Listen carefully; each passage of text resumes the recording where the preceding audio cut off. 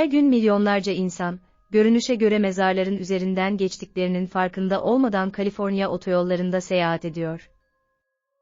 Bir adam 1953 ile 1971 arasında 6 ila 22 çocuğu kaçırdı ve cesetlerinin çoğunu otoyolların altına attı.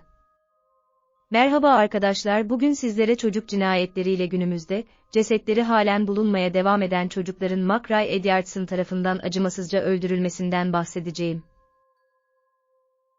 Bu tarz videoları beğeniyorsanız abone olmayı unutmayın.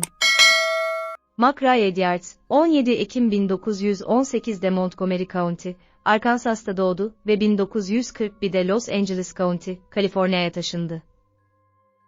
1942'de Edwards, Birleşik Devletler Ordusu Mühendisler Birliği'ne katıldı ve savaş mühendisi olarak görev yaptı, ağır ekipman kullanımı konusunda eğitim aldı.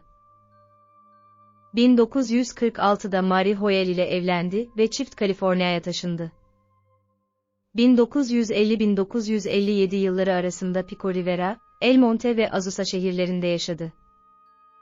Los Angeles ilçesinde at bakıcısı olarak çalıştı ve bu sayede mahalle çocuklarına yakınlaştı. Ayrıca yerel çocukları kampa götürdü.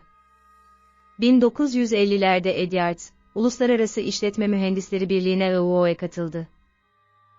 Kaliforniya Ulaştırma Bakanlığı Caltrans ve diğer kurumlar tarafından sözleşmeli bir ağır ekipman operatörü olarak, 1950'lerde ve 1960'larda otoyol inşaat şantiyelerinde beko ve diğer ekipmanları sürerek çalıştı.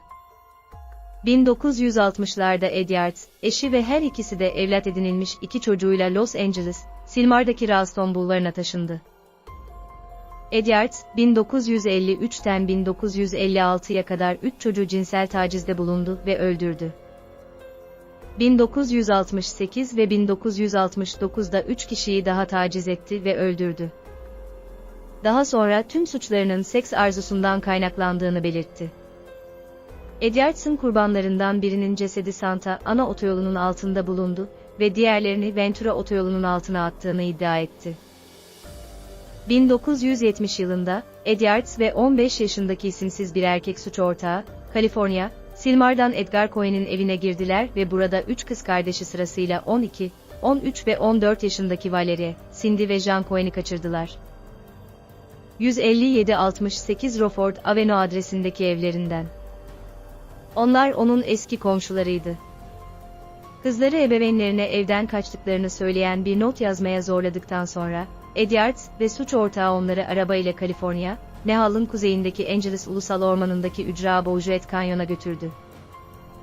Kızlardan ikisi kaçtığında, Edwards üçüncüyü serbest bıraktı ve onu teşhis edebileceklerini biliyordu. 6 Mart 1970'te San Fernando Valley Polis Karakolu ve Los Angeles Polis Departmanı Lapt Fotil Divison dedektiflerine teslim oldu. Onlara dolu bir tabanca verdi, 3 kızı taciz edip öldürmeyi planladığını itiraf etti ve diğer 6 çocuğu öldürdüğünü itiraf etti. Kaçırılma itirafında, Çavuş George Roca vicdanının onu nasıl rahatsız ettiğini anlattı. Memurlar onu kelepçelediğinde, Mac nasıl uyuyamadığına ve yemek yiyemediğini anlattı. Bir suçluluk kompleksim var dedi. Yemek yiyemedim ve uyuyamadım ve bu işimi etkilemeye başlıyordu. Biliyorsunuz. Ben bir ağır ekipman operatörüyüm. Şu anda kullandığım uzun gireyder çok paraya mal oluyor, $200.000. Onu mahvedebilirim. Ya da ters çevirip birine zarar verebilirim. Ayrıca Cohen kardeşlerle ilgili olarak kurtulmalarına sevindim çünkü 6 yerine 9 cinayet olurdu ifadesini kullandı. 3 ceset bulunduktan sonra Edwards, Van Nuys Yüksek Mahkemesi'nde 3 adam kaçırma ve 3 cinayet suçunu kabul etti. 17 Mart 1970'teki bir ön duruşma sırasında, Mac suçunu kabul etmeye çalıştı, ancak yargıç savunmayı kabul etmeyi reddetti. "Suçluyum, ben suçluyum," diye ısrar etti Mac. Avukatı, Mac adına masum bir savunma sunabilmesini istedi. Mac, "Avukata ihtiyacım yok. Ben suçluyum yargıç." Mac'in duruşmasını 6 Mayıs olarak planladı, ancak Mac'in birden fazla intihar girişimi nedeniyle ertelendi. Duruşmayı bekleyen hapishanede Edwards, önce 30 Mart'ta bir jiletle midesini keserek ve ardından 7 Mayıs'ta aşırı dozda sakinleştirici alarak 2 kez intihara teşebbüs etti. Mack'in davası 17 Mayıs 1971'de yeniden başladı. Bölge savcı yardımcısı David Kenner jüriye, ölüm cezası verilmesini haykıran bir dava varsa, dava budur. Bu sanık, bir kişinin bu toplumda yaşamak için sahip olduğu her türlü hakkı kaybetmiştir. Mack, suçlarının nihai bedelini ödemek istediği ve elektrikli sandalye için sıradaki adamla yer değiştirmeye istekli olduğu iddia edildiği için ölüm cezasını kabul etti ve yalvardı. Katilim diye itiraf eden Edwards'ı avukatı susturmaya çalıştı ve hayatı için yalvardı. Sandalyeyi istiyorum. Hep istediğim buydu. Onlara karakola gittiğimde bunu mahkemede söylemediklerini söyledim. Bu ebeveynleri ve diğer tanıkları buraya getirmek sadistçeydi. Bu sayede ceza aynı yılın 5 Haziran'ında planlandı. Gaz odasında ölüme mahkum edildi. 11 Haziran 1970'te San Quentin Eyalet Hapishanesi'ne transfer edildi ve burada diğer hücrede Charles Manson'un yanındaki bir hücreyi işgal etti. Gönüllü ifadelerinden sonra polis, Mack'tenin davalarını kapatmak için halen kayıp olan çocukların yerlerini sağlamasını istedi. Mack mecbur kaldı. Stellanoğlu'nun Towsend Oaks yakınlarındaki 5 otoyolunun altında 8 fit toprak altına gömüldüğüne iddia etti.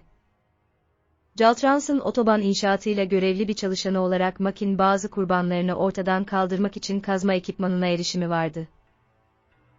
Sonunda Stellanoğlu'nun ortadan kaybolmasının gizemi çözüldü. Ne yazık ki Stella'nın annesi, kızının kaderini hiç öğrenmeden öldü.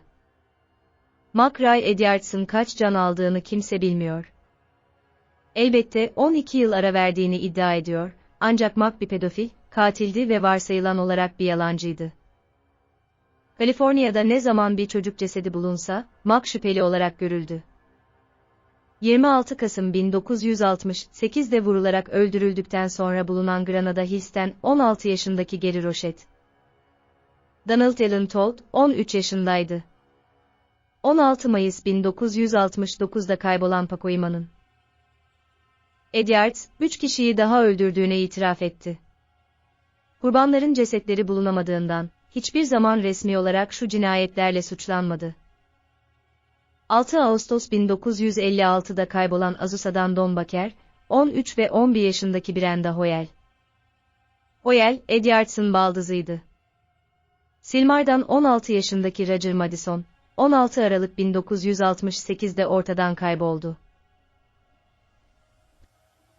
30 Ekim 1971'de, iki başarısız girişimin ardından Edwards, San Quentin'deki hücresinde kendisini bir televizyon kablosuyla asarak intihar etti. Mack Ray Edwards'ın kaç can aldığını kimse bilmiyor. Elbette 12 yıl ara verdiğini iddia ediyor, ancak Mack bir pedofil, katildi ve varsayılan olarak bir yalancıydı. Kaliforniya'da ne zaman bir çocuk cesedi bulunsa, Mack şüpheli olarak görülmelidir. Mack Edwards'ın kurbanlarının kalıntılarının yerini tespit etmeye son verecek birkaç değerli akrabanın halen hayatta olması mucize. Bu çocuklar hatırlanmaya değer ve mezar taşlarının yerlerinin bilinmesini hak ediyorlar. Yıllarca süren arayışların sonucu halen net değil. Korkunç 20 yıla yayıldı, daha halen kayıp çocukların izleri yok, akrabalarını bulamayan insanların acısı tarifsiz olsa gerek. Kimilerinin mezar yerleri bile belirsiz şekilde. Kayıp olanın ardından yas tutmak daha da zorlaşıyor. Halen umutlarını kaybetmemiş ve sevdiklerinin ve akrabalarının kalıntılarını aramaya devam ediyorlar. Bu ailelerin yaşadığı acı, insanlığın ortak acısıdır. Umarım çok iyidirler gittikleri yerde. Üzücü bir davanın daha sonuna geldik. Bu konu hakkında sizlerin düşüncelerinizi yorumlarınızla paylaşırsanız sevinirim. Sağlıcakla kalın.